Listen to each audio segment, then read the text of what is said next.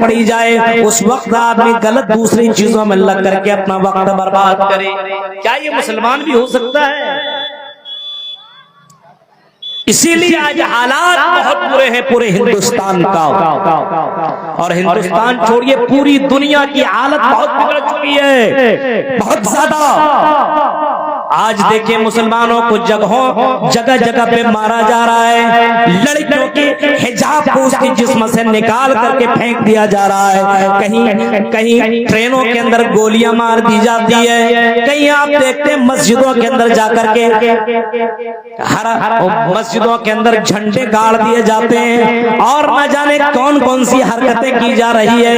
Loud speaker نکال دیا جا رہا ہے، کبھی اذان کے اوپر پابندی لگائی جا رہی ہے تو کبھی حجاب کے پر پابندی لگائی جا رہی ہے، مدرسوں کے پر تالے لگانے کی نوبتیں آ رہی ہے. میرے بھائیوں، یہ حالتیں کیوں ہوئی ہے؟ ان کا سب سے بڑا مجرم کون ہے؟ کیوں یہ حالتیں پیدا ہوئی ہے؟ جو قوم سب سے اوپر میں تھی، سب سے عروج کے اوپر تھی، وہ قوم آج اس روئی زمین کے اندر سب سے زوال کے اندر پہنچ چکی ہے. اس قوم کی حالت بد سے بدتر ہوتی چلی جا رہی ہے.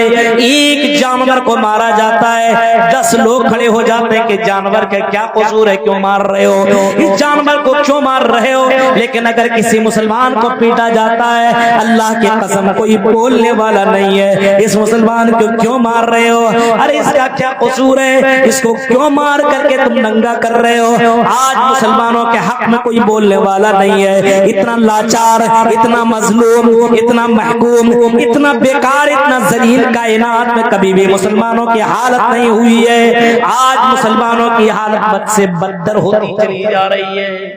وجہ کیا معلوم ہے؟ ساری وجہ ہم نے پیدا کی ہے، کسی اور نے نہیں. قرآن کا مذاق ہم نے اڑایا، اسلام کا مذاق ہم نے اڑایا، محمد رسول اللہ کا مذاق ہم نے اڑایا. ہم نے اسلام کو بدنام کیا ہے، ہم نے اسلام کو داغدار کیا ہے. اب بتاؤ کشن گنج کے لوگوں، یہاں کے لوگوں، یہاں کے باسیوں، ذرا بتاؤ تم کو دیکھ کر کے کون سا غیر مسلمان بناؤ؟ تمہارا انصاف دیکھ کر کے کس نے لا الہ الا اللہ پڑھا ہو؟ تمہارا عقیدہ اور تمہارا ایمان دیکھ کر کے کس نے اشہد اللہ الہ الا اللہ کے اقرار کیا ہو؟ آج مسلمانوں کو دیکھنے کے بعد تو اچھا یہ اسلام ہے، تو ہمارا دھرم میں اس کے یہاں تو ظلم زیادتی ہوا کرتی ہے. یہ بھی تو غریبوں کے سے پیسہ لیتے ہیں، غریب کی بیٹیوں سے شادی کر رہے ہیں، وہاں سے بھی خوب لے رہا ہے. تم چندہ کر کے لا کر کے دو، پھر بھی ہم کو مال دو، پھر بھی ہمیں دولتیں دو. اب بتائیے مسلمانوں کی حالتوں کو دیکھ کر کے آج غیر مسلمان نہیں ہو رہا ہے، کیونکہ مسلمان اتنے بیکار ہو چکے ہیں، چاہے وہ عوام ہو، چاہے وہ اونچے لیول کے مسلمان ہو، دونوں کی حالتیں یہی ہے. مرد ہو یا عورت، دونوں کی حالتیں یہی ہے کہ اسلام اس کی زندگی سے دکھتا نہیں. پتہ چلتا ہے مسلمان ہے. جمعے کے دن آپ مسجد میں جاؤ تو لگے گا مسلمان، جمعے کی نماز پڑھ لینے کے بعد سنیچر کے دن وہ مسلمان نظر نہیں آئے گا، اتوار کے دن نہیں، سوموار نہیں، منگل نہیں، بدھ نہیں، جمعرات نہیں. رمضان کے مہینے میں اسلام نظر آئے گا، مسلمان دکھے گا، قرآن کی آیتیں ان کے گھروں سے آوازیں آئیں گی. لیکن رمضان ختم ہو جانے کے بعد قرآن کا واسطہ دور دور تک نہیں رہے گا. موبائل سے یہ ساری قرآن کی آیتیں ڈیلیٹ کر دیں گے، اور بھجپوری گانا اور نہ جانے کون کون سی میوزک اپنے موبائل کے اندر اپلوڈ کر دیں گے، اور وہی سنا کریں گے، اپنے بچوں کی زندگیوں کے اندر وہی چیزیں ڈالتے رہیں گے. یہ حالات ہو چکے ہیں مسلمانوں کے، جس کی وجہ سے میرے بھائیوں آج اللہ تعالیٰ نے مسلمانوں کو ذلیل اور رسوا کر دیا ہے. مسلمانوں کے اوپر مصیبتیں آ رہی ہے، مسلمانوں کے اوپر ذلت اور رسوائیاں برس رہی ہے. آج میرے بھائیوں ہمارے حق میں کوئی بولنے والا نہیں ہے، حالانکہ آج بھی مسلمان ہندوستان کی سرزمین کے اندر 20% یعنی 100 میں 20 مسلمان آپ کو ملیں گے میرے بھائیوں. پوری دنیا کا اگر معائنہ کریں گے آپ تو ہر 5 ممالک میں آپ کو مسلمان دکھے گا. مسلمانوں کے ممالک بھی آپ کو بہت زیادہ ملیں گے. لگ بھگ 60 سے زیادہ مسلمانوں کی ممالک دنیا کے اندر موجود. طاقت ان کے پاس پیسے بھی ہیں, ان کے پاس خزانے بھی ہیں, ان کے پاس دولتیں بھی ہیں. اگر مسلمانوں کی دولتوں کو دیکھا جائے, ان کی شادیوں میں جا کر کے دیکھ لو, تب پتا چلے گا کہ مسلمان کتنا دولت مند ہے. لیکن اس کی فقیری کو دیکھو تو جلسوں میں دیکھو, اس کی لاچاری اور مجبوری کو دیکھو تو مسجد بناتے سمے دیکھو, ان کی مجبوریوں کو دیکھنا اور ان کے غربت کو دیکھنا ہے تو کسی مولوی کو تنخواہ دیتے سمے دیکھو, مولوی صاحب 4 ہزار اپنی زندگی کاٹ لیجئے. یہ ہے مسلمانوں کی حالتیں میرے بھائیوں. ذرا غور کرو, ان حالتوں کو ہم نے اس حالت کے اوپر پہنچا دیا ہے. ہم نے اسلام کو ذلیل کیا ہے, ہم نے اپنے مسلمانوں کو, اپنے اسلام کو ہم نے رسوا کیا ہے. اللہ کا اعلان ہے وَلَا تَهِنُوا وَلَا تَحْزَنُوا وَأَنْتُمُ الْأَعْلَوْنَ إِن كُنتُم مُؤْمِنِينَ. اے مومنو غم نہ کرو, مایوس نہ ہو, تم ہی سر بلند رہو گے, تمہاری حکمرانی رہے گی. شرط یہ کہ مومن بن جاؤ, اسلام کے پیروکار بن جاؤ, اسلام کے ماننے والے ہو جاؤ, اسلام کے اوپر چلنے والے ہو جاؤ. صرف لا الہ الا اللہ پڑھنے سے نہیں چلے گا, لا الہ الا اللہ کے تقاضے کو پورا کرنے والے بن جاؤ. محمد رسول اللہ کہنے سے نہیں چلے گا, بلکہ محمد رسول اللہ کی باتوں کے اوپر عمل کرنے والے بن جاؤ, تب پھر تمہیں عزت ملے گی. ورنہ معلوم ہے اللہ کے نبی کی وہ پیشن گوئی جو آپ نے کبھی فرمائی تھی اور کبھی آپ نے بتایا تھا, یوشکل امم ان تدع علیکم کما تدع الاکلۃ الی قصعتها. آپ نے کبھی فرمایا تھا ایک زمانہ, ایک دور ایسا آئے گا کہ ساری دنیا کی امتیں, سارے لوگ مسلمانوں کے پر ٹوٹ پڑیں گے, سب لوگ مسلمانوں کے پر حملہ کریں گے. کبھی یہاں سے میزائل گرے گا, کبھی یہ پریشان کریں گے, کبھی وہ پریشان کریں گے, کبھی یہ مسلمانوں کے خلاف ٹویٹر کریں گے, کبھی مسلمانوں کے خلاف یہ بولیں گے, کبھی وہ بولیں گے, کبھی مسلمانوں کو یہاں مارا جائے گا, کبھی وہاں مارا جائے گا. ابھی آپ نے فلسطین کے اندر دیکھا مسلمانوں کو کس طریقے سے مارا گیا. اللہ کی قسم ویڈیو دیکھ لینے کے بعد آپ کو سمجھ میں آئے گا اور آپ کو پتا چلے گا کہ مسلمانوں کو کتنا زیادہ ستایا جا رہا ہے. ہر جگہ ایک مار پیٹ کر کے جا رہا ہے, دوسرا مارنے کے لیے آ رہا ہے. جیسے دسترخوان میں آدمی کھانے کے لیے بیٹھتا ہے, اٹھتا ہے, دوسرا چلا جاتا ہے. وہی حال ہے مسلمانوں کا, وہی پوزیشن ہو چکی ہے آج کے دور کے اندر کہ آج مسلمانوں کے پیچھے پڑا ہوا ہے. ہم نے فائدہ اٹھا لیا, چل تو بھی فائدہ اٹھا. حکومتوں کا بھی وہی معاملہ ہے, ایک آتا ہے مسلمانوں کو کچھ پیسے دے کر کے خرید لیتا ہے اور دوسرا آتا ہے وہ پیسے لے کے خرید لیتا ہے. کوئی مسلمانوں کے حق میں بولنے والا نہیں ہے میرے بھائیو, مسلمانوں کے حق میں کوئی بات کرنے والا نہیں ہے, کوئی نہیں بولے گا مسلمانوں کے حق میں بات کرنے والا.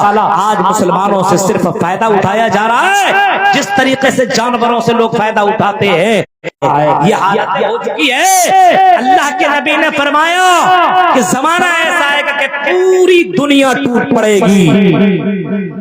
فقال قائل, سوال کرنے والے نے سوال کیا, اللہ کے نبی جو آپ یہ باتیں بتا رہے ہیں کیا اس وقت ہماری تعداد کم ہوگی یا زیادہ ہوگی؟ فقال قائل بل انت, اللہ کے نبی نے فرمایا بل انتم یومئذ کثیر.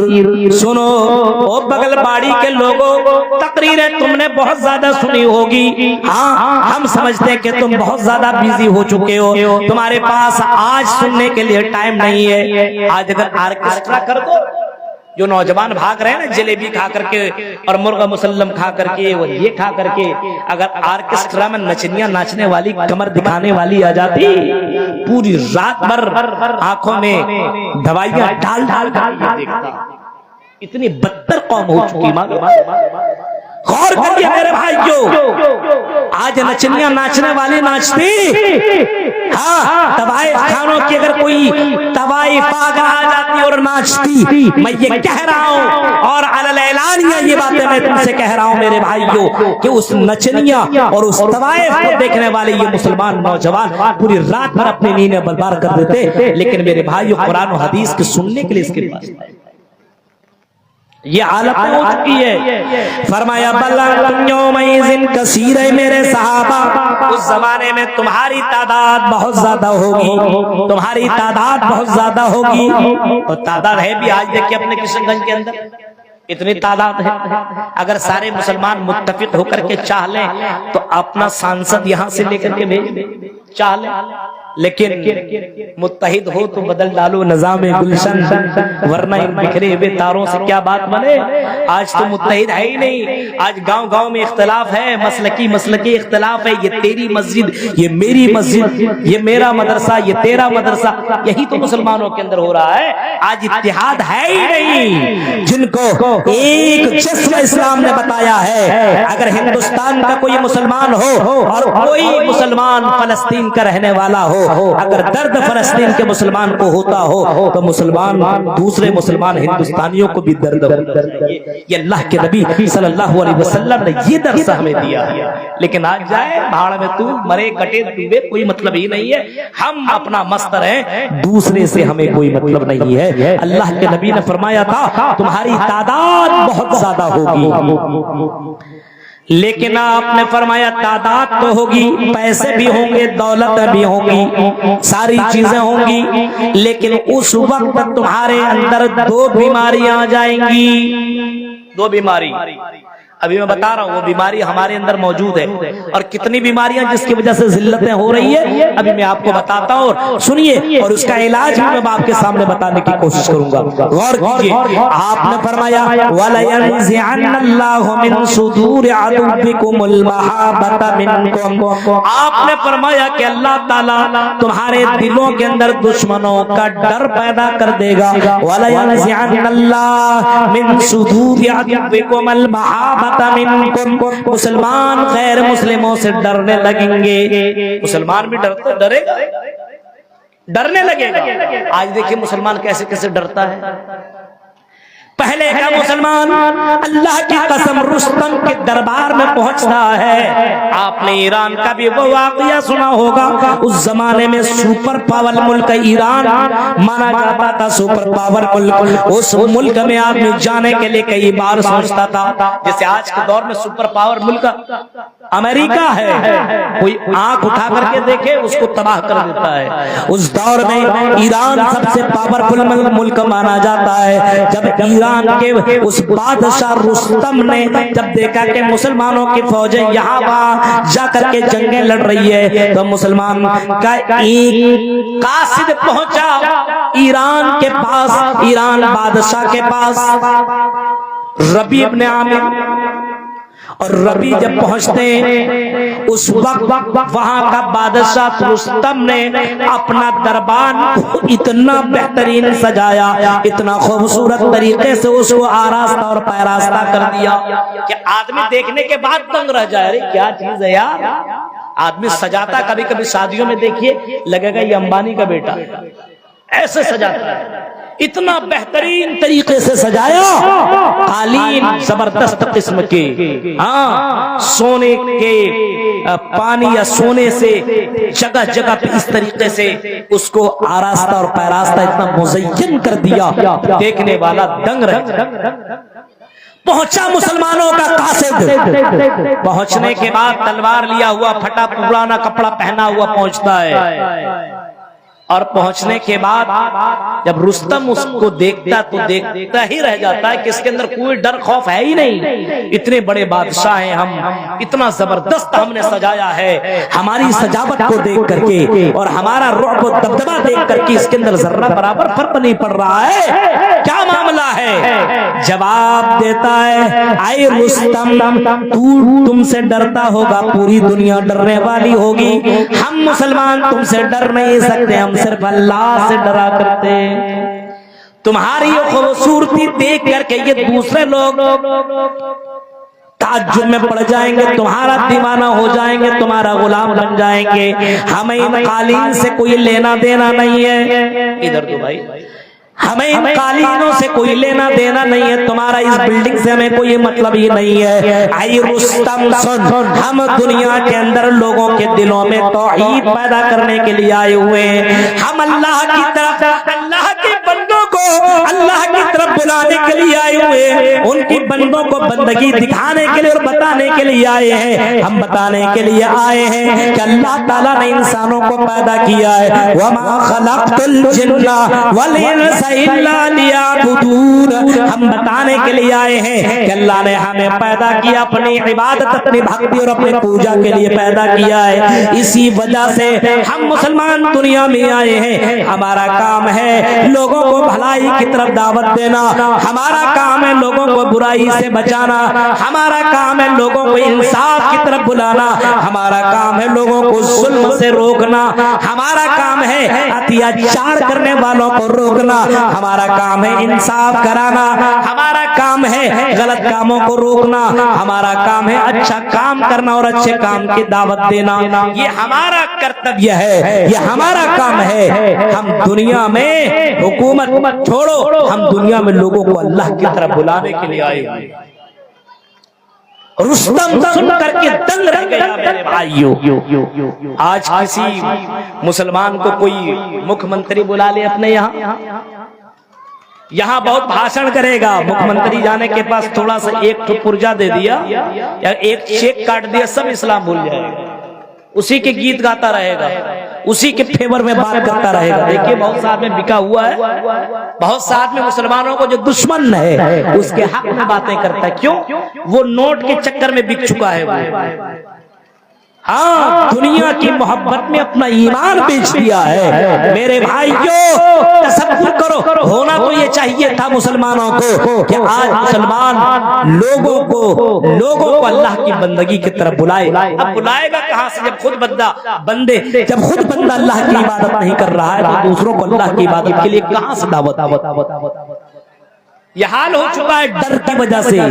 डर इसी वजह से पैदा हो गया क्योंकि बंदे के अंदर ईमान ही नहीं रहा है, अल्लाह का खौफ नहीं रहा, अल्लाह का मकाम नहीं रहा। आज बंदा से डर रहा है, हालांकि बंदा को अल्लाह से डरना चाहिए, लेकिन बंदा से डर रहा है, बंदा हुक्मरानों से डरने की कोशिशें कर रहा है। आज यूट्यूब के अंदर एक वीडियो आया,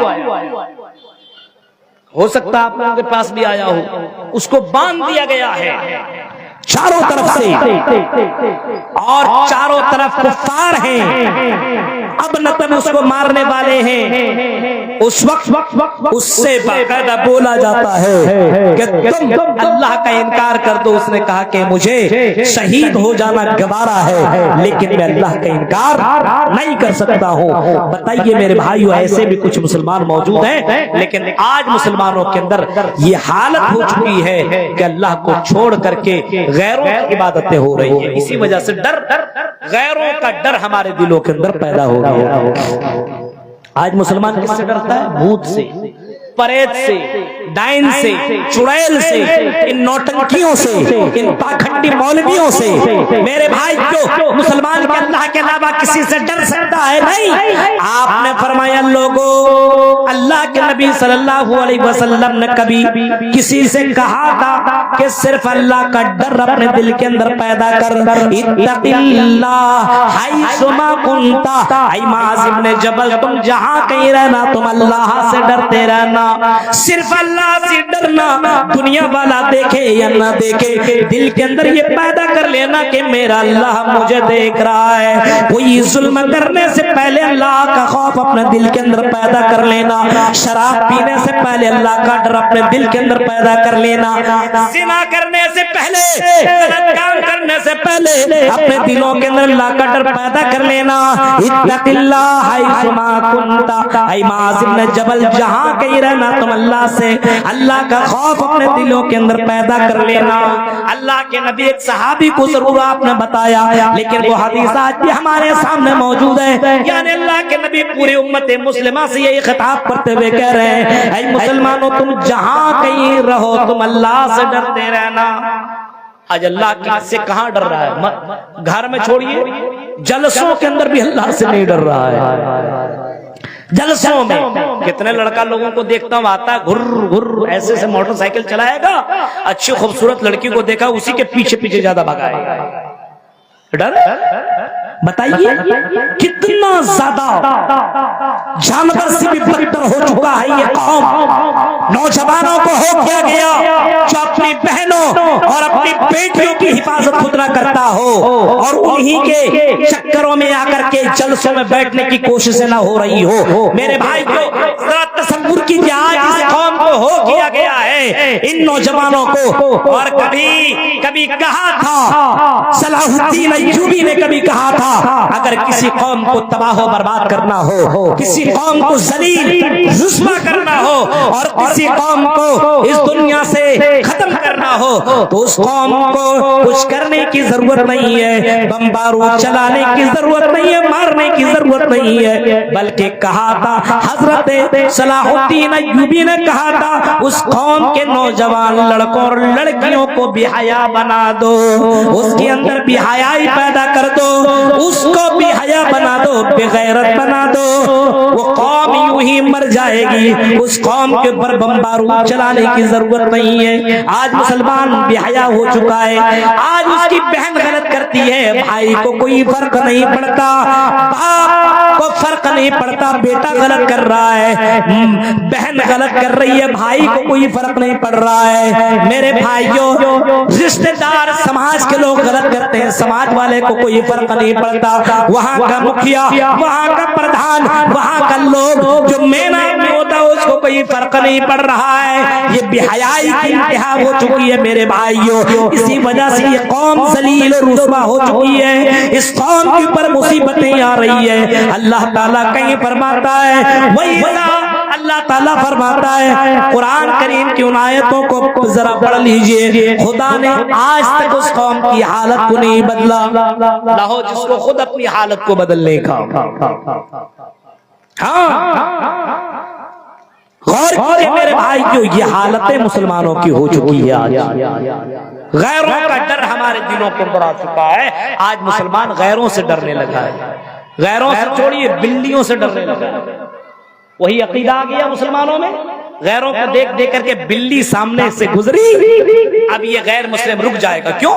ارے کوئی انہونی ہو جائے گا, کچھ نہ کچھ خطرہ ہے. اب یہی عقیدہ مسلمانوں کے اندر آ چکا ہے. اب یہی بلی یا کوئی ٹوک دے گا, کہاں جا رہے ہو؟ ایک جگہ ایک آدمی بتا رہا تھا کہ اس آدمی کو کوئی ٹوکے گا گھر سے باہر نہیں نکلتا. کیوں؟ کہا کہ اس کو انہونی سمجھتا, اگر ٹوک دیا کسی نے تو گڑبڑ ہی ہو جائے گا. اب کوئی اگر ٹوک دے گا کہاں جا رہے ہو؟ اب جا رہا پچھم تو نکل جائے گا پورا, تم نے ٹوکا ہم جائیں گے ہی نہیں. یہ حالت ہو چکی ہے. مسلمانوں کا عقیدہ بہت گڑبڑ ہے, عقیدہ بڑا ہی کمزور ہو چکا ہے, عقیدے کے اندر گڑبڑی آ چکی ہے. اس وجہ سے میرے بھائیوں مسلمان ذلیل اور رسوا. غور کیجیے, فرمایا تمہاری تعداد تو زیادہ ہوگی لیکن تمہارے اندر ایک بیماری ہوگی, اس بیماری کا نام تمہارے اندر غیروں کا ڈر پیدا ہو جائے گا. اور دوسری بیماری جو ہوگی, اللہ کے نبی فرماتے ہیں وَلَيَقْذِفَنَّ اللَّهُ فِي قُلُوبِكُمُ وَلَيَقْذِفَنَّ اللَّهُ, اللہ تبارک و تعالیٰ تمہارے دلوں کے اندر ایک بیماری مسلط کر دے گا. اس بیماری کا نام وہن ہوگا. صحابہ نے پوچھا یا رسول اللہ ومل وہنو, یا رسول اللہ, اللہ کے نبی یہ وہن کون سی بیماری ہے؟ جواب میں محمد رسول اللہ نے فرمایا تھا حب الدنیا وکراہیت الموت. آپ نے فرمایا مسلمان اگر ذلیل ہوں گے, رسوا ہوں گے, بے عزت ہوں گے, ان کو جانوروں سے بدتر سمجھا جانے لگے گا. اس کا کارن, اس کی وجہ یہ ہوگی کہ مسلمانوں کے دلوں کے اندر دنیا کی محبت آ جائے گی, دنیا کی محبت رچ بس جائے گی, دنیا کی محبت اس کے دلوں کے اندر بیٹھ جائے گی اور وہ آخرت کو بھول جائیں گے, وہ موت کو ذرہ برابر یاد نہیں کریں گے. آج دیکھیں دنیا کی کتنی محبت ہے, دنیا کی کتنی محبت ہے. آج دیکھ لیجئے آپ, دنیا کی محبت کو پانے کے لیے اور دنیا کو پانے کے لیے آدمی صبح 4 بجے اٹھ سکتا ہے, اٹھے گا. اگر کوئی بولے گا کشن گنج کے اندر تمہیں 10,000 روپیہ دیں گے صبح 4 بجے آ جانا, وہ پیسہ پانے کے لیے 4 بجے نکل جائے گا اس ٹھنڈ میں. لیکن اللہ کہتا ہے الصلاۃ خیر من النوم, اے میرے بندو نیند سے بہتر نماز ہے, آؤ مسجدوں میں, یہ نماز تمہیں جنت تک پہنچائے گی, یہ نماز تمہیں بے حیائیوں اور برائیوں سے روکے گی, یہ نماز جنت کی کنجی ہے, آؤ مسجدوں کی طرف آؤ. لیکن آج فجر کے وقت اپنے مسجدوں کا جائزہ لو, اے مسلمانوں مسجدیں ویران پڑی ہوئی ہے. کیا 10,000 کی اہمیت تمہاری نظر میں, 10,000 کی اہمیت مسجد, 10,000 کی اہمیت نماز سے زیادہ بڑھ چکی ہے؟ میرے بھائیو یہ حالات مسلمانوں کی ہو چکے ہیں. حب دنیا, فرمایا دنیا سے بڑی محبت ہو جائے گی, وکراہیت الموت, اور موت سے لوگوں کو نفرت ہو جائے گی. آج دنیا دنیا دنیا لگا ہوا ہے, چاہے جیسے بھی ہو دنیا آنی چاہیے, دنیا آنی چاہیے. شادی بیاہ میں دیکھیں دنیا کو پانے کے لیے کون سا طریقہ نہیں اپناتا ہے. کہیں کسی کا رشتہ لگا اور وہاں پہ ڈیمانڈ کم دے رہا ہے, پیسہ کچھ کم دے رہا ہے, اور کسی دوسری جگہ سے رشتہ آ گیا اور وہاں سے پیسہ زیادہ مل رہا ہے, اس کو ڈیلیٹ مار دیا رشتہ کو, اور پیسے کے چکر میں دوسری جگہ نکاح کر دیا. یہ آپ کے یہاں نہیں ہو رہا؟ یہ کیا مسلمان ہے؟ یہ دنیا کی محبت نے, دولت کی لالچ نے انسان کو حرام خوری کرنے پر آمادہ کر دیا ہے. حرام خور میرے بھائیو, حرام خور بنا دیا ہے مسلمانوں کو. دنیا کی محبت نے مسلمانوں کو تباہ و برباد کر کے رکھ دیا ہے. اسی محبت کو اللہ کے نبی صلی اللہ علیہ وسلم نے باقاعدہ کبھی آپ نے فرمایا تھا کہ یہ دنیا تمہیں دھوکے میں نہ ڈالے اور اس کی محبت میں تم ڈوب نہ جاؤ. ہاں, اس کی محبت میں اگر ڈوب گئے تو تمہاری آخرت برباد ہو جائے گی. اگر اللہ کے نبی صلی اللہ علیہ وسلم دولت سے محبت کرتے, دنیا سے محبت کرتے, تو اللہ کے نبی صلی اللہ علیہ وسلم پہاڑ کو بھی سونا بنوا سکتے تھے, اور اللہ سے دعا کر کے پہاڑ کو بھی سونا کروا سکتے تھے. اللہ کے نبی بہترین قالین اور بستروں کے اندر سو سکتے تھے. لیکن آپ کو جب پوچھا گیا اور سوال کیا گیا ہے محمد صلی اللہ علیہ وسلم, آپ ہمارے سردار ہیں, ہمارے آقا ہیں, ہمارے بادشاہ ہیں, اے محمد صلی اللہ علیہ وسلم آپ کے لیے ہم نرم گرم بستر لا کر کے دے دیں, آپ کو ہم قالین لا کر کے دے دیں, آرام پہ بستر لا کر کے یہاں ہم کے پاس رکھ دیں. آپ نے جواب دیا تھا میرے صحابیوں کیا کہہ رہے ہو, کیا کہہ رہے ہو, یہ دنیا سے ہمیں کیا مطلب, دنیا کی چیزوں سے ہمیں کیا لینا دینا ہے. ہم دنیا کے اندر مسافر بن کر کے آئے, تھوڑا سا آرام کر لیتے ہیں پھر نکل جائیں گے. کہیں آرام کے بستروں کے اندر میں سو گیا اور کہیں میری تہجد کی نماز چھوٹ گئی تو میں اللہ کے یہاں کیا جواب دوں گا. کہیں میری فجر کی نماز چلی گئی تو میں اللہ کے یہاں کیا جواب دوں گا. میرے بھائیو تمہارا نبی اتنا زیادہ آخرت کی فکر کرنے والا تھا, تمہارا نبی اتنا زیادہ نماز کی فکر کرنے والا تھا. میرے بھائیو تمہارا نبی اتنا زیادہ دنیا سے دور رہنے والا تھا. تمہیں کیا ہو گیا ہے کہ دنیا کی دولت میں اور دنیا کی محبت میں اتنا گرفتار ہو چکے ہو کہ سسرال سے تمہیں کچھ بھی مل جائے, حرام چیزیں مل جائے تب بھی لینے کے لیے تیار. آج دیکھیے کئی جگہوں میں یہاں چلتا ہے کہ نہیں چلتا ہے, دولہے کو سونے کی چین دی جاتی ہے, بٹن بھی دیا جاتا ہے. زندگی میں بٹن نہیں دیکھا, سسرال سے لیتا ہے سونے کا بٹن. بتائیے, سونے کا بٹن لے رہا ہے, چین لے رہا ہے. ہاں بتائیے, مردوں کے لیے حرام ہے لیکن دولت آ رہی ہے نا, آنے دو. پلنگ لے رہا ہے, اور جب پلنگ کی باتیں کرے گا برانڈ پلنگ چاہیے, عام پلنگ نہیں. گاڑی لینے کی بات کرو تو چوائس جا کر کے خود کرے گا, یہ نہیں چلے گا یہ چلے گا. اب اتنی اوقات ہے تو خود سے لے لے. سسرال والے کے سامنے جا کر کے اپنی بھوکال مارتا ہے. بتاؤ میرے بھائیو, اگر تم کو لینا ہی ہے تو خود سے لو. یہ کہاں کا انصاف ہے کہ تم کو وہ بیٹی بھی دے, تمہاری زندگی کے اندر وہ سکون پہنچانے والی عورت بھی دے, ہاں, اور اسی گھر کے اندر تم ڈاکہ ڈال رہے ہو, اسی کے باپ کو تم پریشان کر رہے ہو, اسی کے گھر والے کو تم نوچ رہے ہو. تو بتاؤ میرے بھائیو, تم سے بڑھ کر کے کوئی ڈکیت بھی ہو سکتا ہے, کوئی لٹیرا بھی ہو سکتا ہے؟ نہیں ہو سکتا ہے میرے بھائیو. یہ حالات مسلمانوں کے ہو چکے ہیں. آج حرام خوری, دنیا کی محبت میں لوگوں کو حرام خور. یہ حالت ہو چکی ہے. حب الدنیا و کراہیت الموت فرمایا دنیا کی محبت رچ اور بس جائے گی, دنیا کی محبت دلوں میں آ جائے گی. مردوں کے اندر بھی یہ محبت تو عورتوں کے اندر بھی دنیا کی محبت کم نہیں ہے. ان عورتوں کے پاس بھی دنیا کی بڑی زیادہ محبت آ چکی ہے. اپنے شوہروں سے یہ میک اپ کا تو سوال کرے گی, اپنے شوہروں سے الگ الگ ڈیمانڈ تو کرے گی, لیکن کبھی اپنے شوہروں سے یہ نہیں کہے گی اے میرے شوہر جنازہ, اے میرے شوہر مصلی لا دو میں نماز پڑھوں گی, اے میرے شوہر گھر کے اندر نماز پڑھنے کا مصلی نہیں ہے, گھر کے اندر نماز پڑھنے کے سامان ہمارے پاس نہیں ہے, نقاب لا دو, حجاب لا دو.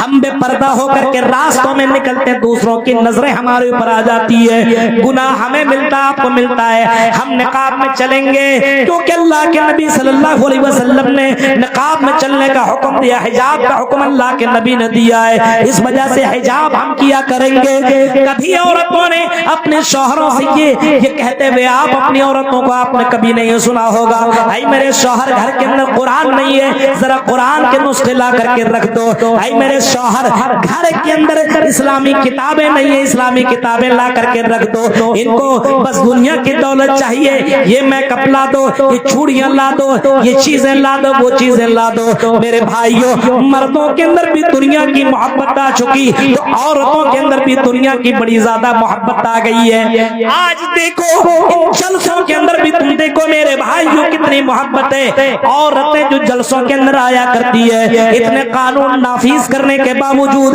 یہ عورتیں ضرور بازاروں کے اندر جائیں گی, یہ عورتیں ضرور میک اپ کا سامان خریدی گی, جلیبی خریدی گی, چوڑیاں خریدی گی, اور اسی طریقے سے یہ طرح طرح کے سامان خریدا کرے گی. آئی عورتوں جلسوں کے اندر جو تم آتی ہو اور تمہارے لیے الگ سے پنڈال لگایا جاتا ہے, اتنا زیادہ خرچ کیا جاتا ہے, کیوں کیا جاتا ہے؟ تاکہ تمہیں قرآن و حدیث کی باتیں سننے کو مل جائے. لیکن اس کے باوجود ان عورتوں کی دلوں کے اندر دنیا کی محبت اتنا بیٹھ چکی ہے کہ ان کو قرآن و حدیث سے ذرہ برابر لگاؤ نہیں ہے, اور یہ بازاروں میں اپنا ٹائم گزارے گی. 2 بجے 3 بجے تقریر کرتے اگر میں نکلتا ہوں تو عورتوں کو میں نے جلیبیاں خریدتے ہوئے پایا, میں نے عورتوں کو لڑکوں کے ساتھ انجوائے کرتے ہوئے میں نے دیکھا ہے. میرے بھائیوں مردوں کے اندر بھی دنیا کی محبت, عورتوں کے اندر بھی دنیا کی محبت. غور کرو ذرا بتاؤ جب اتنی محبت آ چکی ہے تو اللہ رب العالمین اپنی رحمتیں کہاں سے اتارے گا, اپنی برکتیں کہاں سے اتارے گا. اللہ کے نبی نے فرمایا جب دنیا کی محبت آ جائے گی تو اللہ تعالیٰ تمہیں ذلیل اور رسوا کر دے گا. آج ذلیل اور رسوا ہو چکے ہیں, محبت دنیا کی محبت نے لے ڈوبا ہے. غور کیجئے میرے بھائی, آج ہم ذلیل اور رسوا ہیں کیونکہ ہمیں دنیا سے بڑی محبت ہے. حالانکہ یہ دنیا زیادہ دن تک رہنے والی نہیں ہے.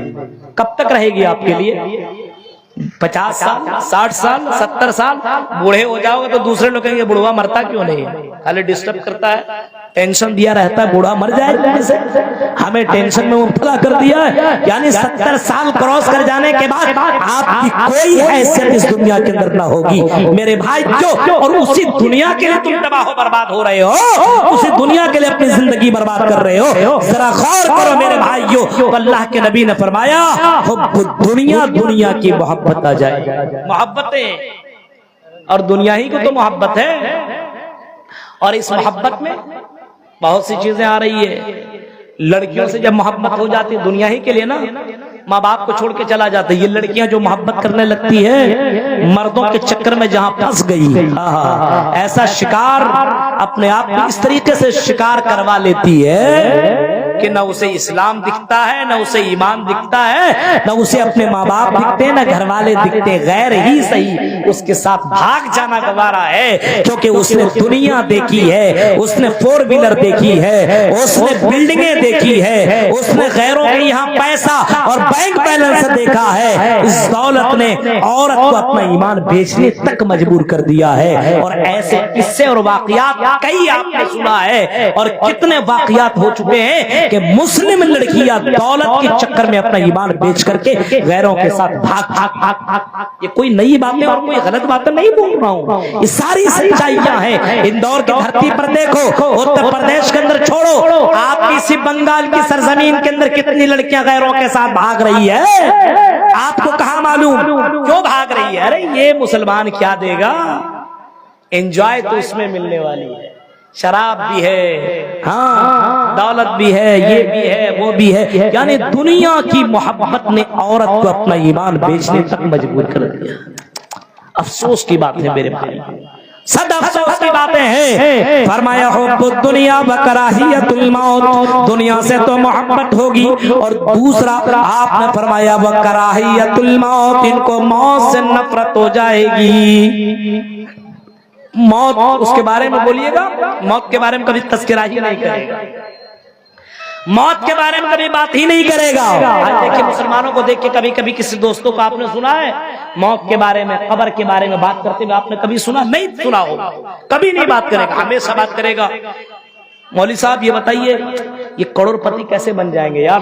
کون سا ایپ ہے جس میں ہم کچھ کریں اور ہم فوراً ہی پیسے والے بن جائیں؟ کون سی تجارت کریں جس کی وجہ سے ہم مالا مال ہو جائیں؟ یعنی صرف دنیا کے بارے میں باتیں کرے گا، کبھی بھی وہ موت اور قبر اور آخرت کے تعلق سے آپ باتیں کرتے ہوئے مسلمانوں کو بہت کم پائیں گے۔ میرے بھائیو، آپ نے فرمایا موت سے ان کو نفرت ہو جائے گی، حالانکہ اللہ کے نبی صلی اللہ علیہ وسلم نے کبھی فرمایا تھا اکثروا ذکر حازم اللذات، آپ نے فرمایا میرے لوگوں، اے میرے صحابہ، اے میرے مسلمان بھائیوں، آپ نے کبھی فرمایا تھا میرے صحابیوں اکثروا ذکر حازم اللذات، لذتوں کو ختم کرنے والی چیز کو تم یاد کرو، لذتوں کو مٹانے والی چیزوں کو تم یاد کرو۔ صحابہ کہتے ہیں قلنا یا رسول اللہ، اے اللہ کے نبی لذتوں کو ختم کرنے والی چیز کون سی ہے؟ اے اللہ کے نبی لذتوں کو ختم کرنے والی وہ کون سی چیز ہے آپ بتائیے؟ آپ نے فرمایا الموت، موت کو تم یاد کر لیا کرو، دنیا کی لذتیں تیری زندگی سے ختم ہو جائے گی۔ اللہ کے نبی نے کبھی یہ بھی فرمایا اے لوگوں تم قبرستان کی زیارت کر لیا کرو، وَذَرُوهَا فَإِنَّهَا تُذَكِّرُكُمُ الْمَوْتَ، اے لوگوں قبرستان کی تم زیارت کر لیا کرو، قبرستان کبھی کبھی چلے جایا کرو۔ بازاروں کا چکر لگاتے ہو تم، بازاروں کا، میلوں کا، ٹھیلوں کا، اور نہ جانے کن کن جگہوں کا چکر ہے تم لگایا کرتے ہو۔ اے لوگوں کبھی کبھی قبرستان کبھی چکر لگا لیا کرو، کبھی کرو، اور دیکھو تم سے بڑے بڑے امیر اس دنیا کے اندر رائے آج اسی قبر کے اندر دفن ہیں۔ دیکھو اس قبر کے اندر تمہارے جیسے ہٹے اور نوجوان، تمہارے جیسے ہینڈسم لڑکی اسی قبر کے اندر موجود ہیں۔ اے لڑکیوں، اے لڑکیوں، قبرستان تمہارا تو جانے کا اللہ کے نبی نے تو منع کر دیا ہے، لیکن اللہ کے نبی صلی اللہ علیہ وسلم نے مردوں کو حکم دیا ہے، اور آپ نے فرمایا ہے کہ قبروں کی زیارت کر لیا کرو، قبروں کے پاس چلے جایا کرو، اپنے موت کو تم زیادہ سے زیادہ یاد کر لیا کرو۔ اکثروا ذکر حازم اللذات، لذتوں کو ختم کرنے والی چیز کو تم زیادہ سے زیادہ یاد کرو، یعنی موت کو یاد کرو۔ یہ سوچو کل میرے سامنے میرا بھائی زندہ تھا، آج وہ اپنے قبر کے اندر مدفون ہے، کل میرا چچا دنیا کے اندر موجود تھا، آج میرا چچا دنیا سے چلا گیا، کل بڑا آدمی اس علاقے کا اتنا امیر آدمی موجود تھا۔ میرے بھائیوں آپ کسی کشن گنج کے اندر عبد المتین مدنی کو کون نہیں جانتا ہو، اتنی بڑی ہستیاں سے گزر چکی ہے۔ میرے بھائیوں جب ایسے ایسے امیر دنیا میں نہیں ٹک سکے تو ہم جیسے ایرو گیرو دنیا میں کہاں سے ٹکیں گے؟ ہمیں بھی اسی قبر کے اندر دفنا دیا جائے گا جس قبر کے اندر نہ تکیہ نہ بستر نہ بچھونا نہ پنکھا نہ اے سی نہ کولر، یہ کوئی چیزیں ہمیں اور آپ کو ملنے والی نہیں ہے۔ میرے بھائیوں اس قبر کی تیاری کرو، اور اس قبرستان کے بارے میں کبھی کبھی کبھی تذکرہ کر لیا کرو, کبھی کبھی باتیں کر لیا کرو. محمد رسول اللہ صلی اللہ علیہ وسلم کو دیکھو, ایک جنازے کے نماز میں آپ تشریف لے گئے, ابھی قبر کھودی جا رہی ہے, نبی اکرم بیٹھے ہوئے, نبی اکرم صلی اللہ علیہ وسلم کے ہاتھ میں ایک تنکا ہے, اور اسی تنکے سے زمین کو آپ کھود رہے ہیں, اسی تنکے سے آپ زمین کے اندر کچھ لکھ رہے ہیں, کھود رہے ہیں میرے بھائیوں. اور آپ کو لوگوں نے دیکھا, صحابہ نے دیکھا کہ محمد رسول اللہ کی آنکھوں سے آنسو نکل رہے ہیں. جب صحابہ نے نبی کو روتے ہوئے دیکھا, اپنی آنکھوں سے آنسو بہاتے ہوئے دیکھا, تو صحابہ بھی رونے لگے, صحابہ کی آنکھوں سے بھی آنسو گرنے لگے. لوگوں نے پوچھا, آپ نے پوچھا اے میرے صحابیوں کیوں رو رہے ہو؟ صحابہ کہتے ہیں اللہ کے نبی ہم نے آپ کو روتے ہوئے پایا تو ہم بھی رو رہے. آپ نے جواب دیا اعدوا لمثل ھذا, اے لوگو اس جگہ کی تیاری تم بھی کرو, اعدوا لمثل ھذا, اس قبر کی تیاری تم بھی کرو. آج فلاں کو دفن کیا جا رہا ہے, کل تمہیں اسی قبر کے اندر دفن کر دیا جائے گا. غور کرو میرے بھائیو, تو اکثرو ذکر حازم اللذات, لذتوں کو ختم کرنے والی چیز کو زیادہ سے زیادہ یاد کرو. تو یاد کرو گے تو ظاہر سی بات ہے دنیا کی محبت کم ہو جائے گی. ہاں, اور دنیا کی محبت جیسے ہی کم ہو جائے گی تمہارا ایمان بڑھنے لگے گا, اور جب تمہارا ایمان بڑھے گا تو اللہ تبارک و تعالیٰ پھر تمہیں اسی ہندوستان کی دھرتی پر پھر تمہیں حکمراں اور پھر تمہیں خلیفہ بنائے گا, کیونکہ اسی سرزمین ہند کے اندر مسلمانوں نے لگ بھگ 1000 سال تک حکومت کی ہے. آج ہم مظلوم ہیں, مجبور ہیں, محکوم ہیں. ہاں, آج ہم دوسروں کے تلبے کے نیچے ہیں, دوسروں کے نیچے ہم زندگی کاٹ رہے ہیں. ایک دور تھا کہ مسلمانوں کا چلتا تھا, مسلمانوں کی حکومتیں چلتی تھی, لیکن جس طریقے سے دھیرے دھیرے مسلمانوں نے ایمان کو کھویا, اپنے اسلام کو ختم کیا, اور اس دنیا کی چمک دمک میں جیسے ہی ڈوبا. تاریخ کی کتابوں کو آپ پڑھیے, آپ کو پتا چلے گا ایسے ایسے بادشاہ گزرے ہیں کہ بادشاہ ہر سیڑھی کے اوپر ایک خوبصورت لڑکی رکھتا تھا. ایک ایک سیڑھی جیسے چڑھتا تھا اور اس خوبصورت لڑکی کو کس کرتا تھا, انجوائے کرتا تھا, مست. مسلمان حکمراں بادشاہ کا یہ حال تھا. اب بتائیے جب دنیا کی چمک دمک میں ڈوبا تو اللہ نے دنیا میں ایسی ذلت لاگو کی ہے کہ ابھی 50 سال تک نہیں دکھ رہا ہے کہ مسلمان یہاں پہ حکمرانی کریں گے, نظر نہیں آتا دور دور تک. اب تو بھائی مسلمان کا مکھیا تک بھی بڑی مشکل سے بن پاتا ہے, بڑی مشکل سے. وہ تو سانسد تو جانے کے دور کی بات ہے, بڑی مشکل سے ہو پا رہا ہے. کیوں؟ اس کی وجہ یہی ہے کہ ہم ایمان میں بہت ہی زیادہ کچے ہو چکے ہیں. آئیے میں اپنی بات کو آگے بڑھا رہا ہوں, بڑی تیزی کے ساتھ وقت گزرتا چلا جا رہا ہے, تو ہم ذلیل اور رسوا ہیں. ہمارے اندر 2 بیماری آ چکی ہے. اب ان بیماریوں کو اگر ختم کرنا ہے تو ہم کیا کریں؟ پہلا کام ہمیں اپنے اندر ایمان پیدا کرنا ہوگا, توحید پیدا کرنا ہوگا. پہلا توحید کو ایک دم مضبوط کرنا ہوگا. کچھ بھی ہو جائے اللہ کے علاوہ غیروں کے سامنے نہیں جھکنا ہے سارے مسلمانوں کو. لیکن آج دیکھیں مسلمانوں کو کتنے مزاریں بنے ہوئے, کتنے ایسی قبریں جہاں پہ باقاعدہ جا کر کے چادریں چڑھا کر ان کے بیٹا بیٹی لوگ مانگتا ہے. آپ نے دیکھا چادریں چڑھاتا ہے, منتیں مانگتا ہے, بیٹا بیٹی مانگتا ہے, اور نہ جانے کون کون سے خرافات کرتا ہے. ان تمام قبروں کو اور ان پجاریوں کو اور ان کٹملاؤں سے اس قوم کو پہلے دور رکھنا ہوگا, نجات دلانی ہوگی. اور میرے بھائیو جب تک یہ قبر پجوا لوگ ختم نہیں ہوگا, جب تک یہ شرک کا یہ اڈے, شرک کے اڈے نہیں بند ہوں گے, جب تک کہ لوگوں کے اندر توحید پیدا نہیں ہوگا, جب تک کہ ایمان مضبوط نہیں ہوگا, اللہ کی قسم ایسی رسوا اور ذلیل ہم اور آپ ہوتے رہے. توحید پیدا کرنے کی ضرورت ہے, کیونکہ اسی توحید کے لیے اور اسی شرک سے دور رکھنے کے لیے اللہ تعالیٰ نے بے شمار رشیوں کو, منیوں کو, پیغمبروں کو روئے زمین کے اندر بھیجا ہے. وَلَقَدْ بَعَثْنَا فِي كُلِّ أُمَّةٍ رَسُولًا أَنِ اعْبُدُوا اللَّهَ ہم نے ہر امت کے اندر کوئی نہ کوئی رسول ہم نے بھیجا ضرور، اور رسولوں کو بھیجنے کا میرا مقصد یہی تھا۔ اللہ کہہ رہا ہے ہم نے رسولوں اور پیغمبروں کو روئے زمین اور دھرتی کے اندر اسی وجہ سے بھیجا آنے عبود اللہ، تاکہ ایک اللہ کی عبادت کرے۔ اے مسلمانوں، صرف رمضان میں اللہ کی عبادت نہ کرو، بلکہ تم ٹھنڈی میں بھی اللہ کی عبادت کرو، گرمی میں بھی تم عبادت کرو، شادی سے پہلے بھی تم اللہ کی عبادت کرو، شادی کر لینے کے بعد بیوی کا غلام نہ بن جاؤ، جورو کا غلام نہ بن جاؤ، تم شادی کے بعد بھی تم اللہ کی عبادت کرتے رہو۔ اگر تم مزدور ہو، کام کرنے والے ہو، تب بھی تم اللہ کی عبادت کرو۔ ضروری نہیں ہے کہ مدرسے میں پڑھو تبھی تم اللہ کی عبادت کرو، بزنس کر رہے ہو تب بھی تم اللہ کی عبادت کرو۔ میرے بھائیو، اگر مرد ہو تب بھی عبادت کرو، عورتیں ہو تب بھی تم عبادت کرو، کیونکہ اس عبادت کے لیے تو اللہ تعالیٰ نے ہمیں اور آپ کو دنیا میں پیدا کیا ہے۔ جیسا کہ میں نے قرآن کی آیتیں پڑھی تھی، وَمَا خَلَقْتُ الْجِنَّ وَالْإِنسَ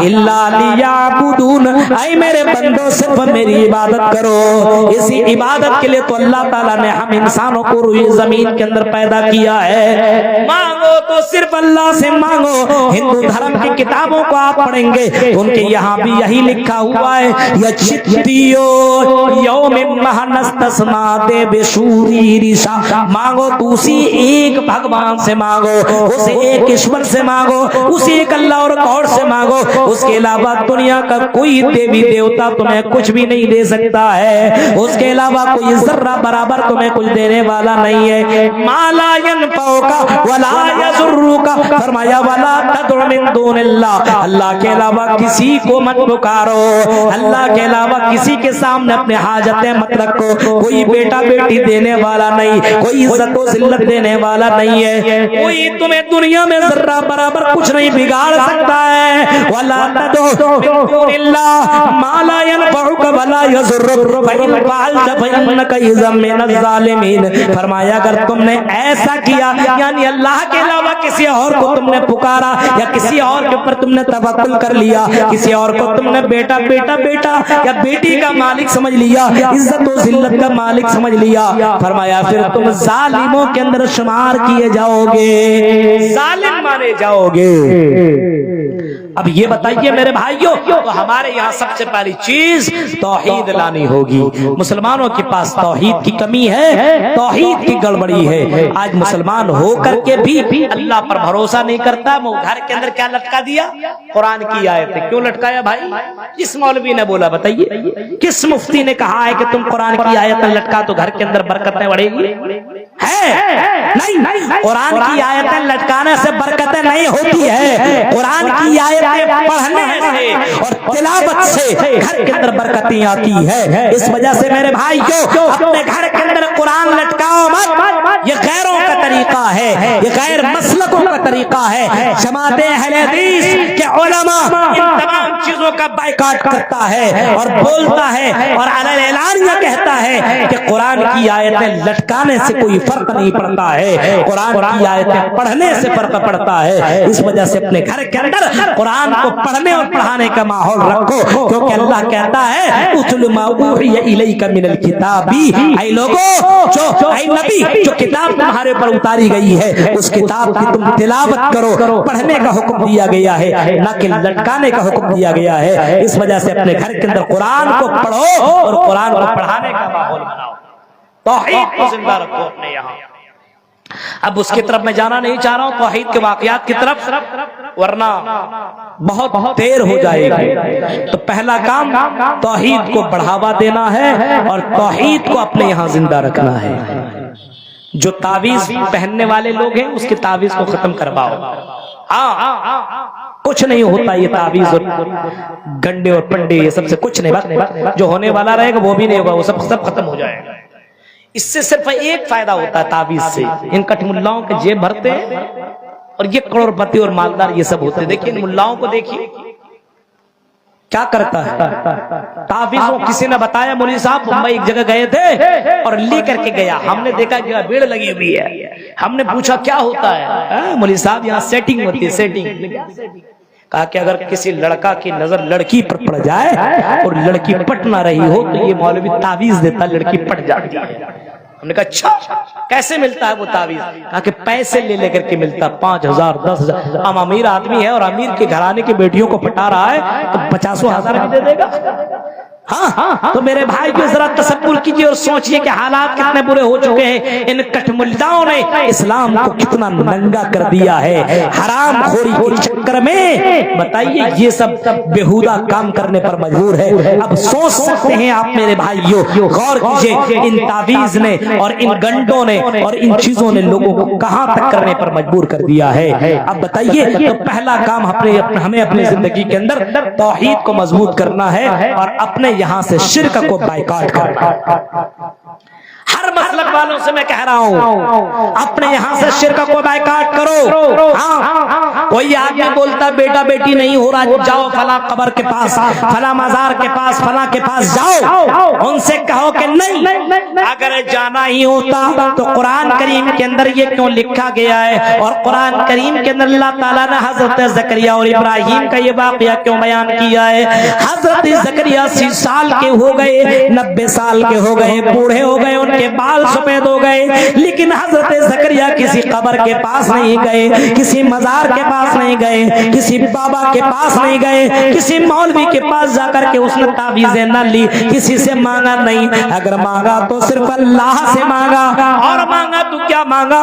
قرآن نے اس کا نقل کیا ہے، فرمایا وزکریا اذ نادى ربه رب لا تذرنی فردا وانت خیر الوارثین۔ قرآن کہتا سے مانگا اور رو رو کر کے مانگا تو اللہ نے حضرت زکریا علیہ السلام کو 80-90 سال کے بعد بھی یحییٰ عطا کر دیا۔ ابراہیم نے مانگا تو ابراہیم علیہ السلام کو 80 سال کے بعد بیٹا حضرت اسماعیل دے دیا۔ میرے بھائیوں، قرآن کریم تمہیں توحید کی دعوت دیتا ہے اور توحید کے پر زندگی گزارنے کا حکم دیتا ہے، شرک سے تمہیں منع کرتا ہے۔ محمد رسول اللہ نے شرک کو اتنا دور رکھا ہے اور اس کا اتنا زیادہ ڈینجر معاملہ بتایا ہے۔ اللہ کے نبی نے فرمایا لا تشرک باللہ، لا تشرک باللہ، لا تشرک باللہ۔ اے لوگوں تم اللہ کے ساتھ شرک مت کرو، اللہ کے ساتھ شریک مت کرو، اللہ کے ساتھ کسی غیر کو مت پکارو۔ ان قتلتا وحرقتا، اے لوگوں اگر تمہیں قتل بھی کر دیا جائے، تمہیں جلا دیا جائے، تمہیں گولیوں سے بھون دیا جائے، تمہیں مار دیا جائے، تمہیں کچھ بھی کر دیا جائے، اے لوگوں پھر بھی تم اللہ کے ساتھ کسی کو شریک مت کرنا۔ اسلام نے تمہیں شرک سے اتنا دور رکھا ہے۔ یہ سب تقریریں یوٹیوب کے اندر ڈالو اور ان پاکھنڈ مولویوں کو بھیجو میرے بھائیو، لیکن حالات اتنے برے ہیں۔ یہ اہل حدیث بھی چند ہی ہیں، لیکن اس اہل حدیث صرف نام کا اہل حدیث ہے۔ چاہے یہ سیمانچل ایریا لے لیجئے، شیرشاہ وادیوں کو لے لیجئے، ہندوستان کے خطے خطے پہ چلے جائیے، اہل حدیثوں کے اندر بھی توحید نہیں ہے۔ اللہ کی قسم اس کے یہاں بھی شرک داخل ہو چکا ہے۔ تو اپنے یہاں پہلا کام ہمیں یہ کرنا ہے، اور دوسرا کام اگر ہمیں ذلت اور رسوائی سے اپنے آپ کو بچانا ہے تو دوسرا کام ہمیں کیا کرنا ہوگا؟ اللہ پر ہی توکل اور بھروسہ کرنا ہوگا۔ کس پر بھروسہ؟ اللہ پر۔ اب لوگوں کو اللہ پر بھروسہ ہی نہیں ہے۔ اللہ نے کہا ہے کہ میرے راہ میں اتنا خرچ کرو، ہم اتنا دیں گے۔ آدمی سوچتا رہے ہم 10,000 دے دیں گے تو صلاح ہمارا تو گھٹ ہی جائے گا۔ بھروسہ ہی نہیں اللہ پر، اللہ کی آیت پر بھروسہ نہیں ہے۔ اللہ جب کہہ چکا ہے ایک تو ہم اس سے بڑھ کر کے 7 سکونہ تک دیں گے اور بغیر حساب، اس کا کوئی حساب ہی نہیں ہے کہ اتنا دے دیں گے۔ جیب جب ٹٹولے گا، جب اللہ کے راہ میں دے گا، موٹا بڑا بڑا نوٹ رہے گا، لیکن چھوٹا سا 5 روپیہ والا نوٹ اللہ کے راہ میں، بھروسہ نہیں ہے اس کو، بھروسہ نہیں اللہ کی ذات کے اوپر کہ اللہ نے جب کہا ہے اے میرے بندو میرے اوپر تم توکل کرو، بھروسہ کرو، اور تم بھروسہ کرتے ہوئے قرآن کی آیتوں پر یقین کرتے ہوئے اگر تم اللہ کے راہ میں اگر تم خرچ کر رہے ہو تو اللہ تعالیٰ اس کا اجر دے گا اور اس سے بہت ہی زیادہ بڑھا چڑھا کر کے تمہیں دے گا۔ کہیں فرمایا من ذا الذی یقرض اللہ قرضا حسنا، ارے کون ہے جو اللہ کو بہترین قرض دیتا ہو؟ کون ہے؟ لیکن آج دیکھیے چندہ وغیرہ کے لیے، چندے کے لیے اعلان کیجئے، بڑی مشکل سے جلسوں ہی میں چندہ دیں گے۔ چپکے چپکے چندہ دینے والے کتنے لوگ ہیں بتائیے تو؟ بہت کم آپ کو ملیں گے کہ چلو بھائی جلسہ نہیں ہو رہا کیا ہوا، مدرسہ تو چل رہا ہے، چلو ہم جا کر کے ایک بورا دھان اور چاول جا کر کے دے دیتے ہیں، ایک بورا ہم جا کر کے آلو پہنچا دیتے ہیں، چلو 5000 اس مرتبہ بزنس میں مجھے بہت ہی زیادہ برکت ہو گئی ہے، چلو مصیبتیں آ رہی ہے، چلو اب ہم اللہ کے راہ میں دے دیتے ہیں، شاید کہ مصیبتیں ختم ہو جائے، اور اللہ کے راہ میں خرچ کرنے سے مصیبتیں ختم ہو جاتی ہے میرے بھائیوں۔ لیکن اللہ کی آیتوں پر بھروسہ نہیں ہے، اللہ کی باتوں پر یقین نہیں ہے، یعنی آدمی اپنے منمانی سے دولتیں آ جائے تو کچھ دے دیتا ہے، اور اگر دولتیں چلی جائے تو میرے بھائی جو اگر مولوی چندہ کرنے کے لیے چلا جاتا تو بھگا دیا جاتا، ابھی بزنس صحیح نہیں چل رہا ہے میرے بھائیوں، یہ تو بہت ہی بڑا ظلم ہے، یعنی اللہ پر توکل کرنا چاہیے۔ غور کرو میرے بھائیوں، مصیبت کے وقت اللہ کے راہ میں خرچ کرنا یہ بھی ایمان کی دلیل ہے۔ آپ کے پاس مال ہو اور اس وقت تم اللہ کو دے رہے ہو، یہ بہت بڑا کمال کی بات نہیں ہے۔ جب تمہارے پاس نہ ہو اس وقت تم اللہ کو دے رہے ہو، اللہ کے راہ میں خرچ کر رہے ہو، یہ بہت بڑی بات ہے، اور یہ سب کوئی کر نہیں سکتا ہے۔ توکل اللہ کے ذات کے پر کرو، بھروسہ کرو، سارے راستے تمہارے بند ہو چکے ہیں، کوئی راستہ تمہیں نہ دکھتا ہو، لیکن کبھی تم حرام کے راستے کو مت اپناؤ، حلال کے راستوں ہی کو اپناؤ، کوئی راستہ تمہیں کمائی کا نہیں دکھ رہا ہو، اب یہ مت سمجھو جب ہمارے پاس کوئی کمانے کا راستہ نہیں ہے چلو ہم ڈاکہ ڈال لیتے ہیں، چلو ہم چوری کر لیتے ہیں، میرے بھائیو یہ سب مت کرو، اللہ پر بھروسہ کرو۔ وَمَن يَتَّقِ اللَّهَ يَجْعَلْ لَهُ مَخْرَجًا، جو اللہ سے ڈرے گا، اللہ پر توکل کرے گا، اللہ تعالیٰ اس سے نکلنے کا راستہ بنا دے گا۔ اللہ اپنے بندوں کو کبھی رسوا نہیں کیا ہے، اللہ کبھی اپنے بندوں کو اکیلا نہیں چھوڑا۔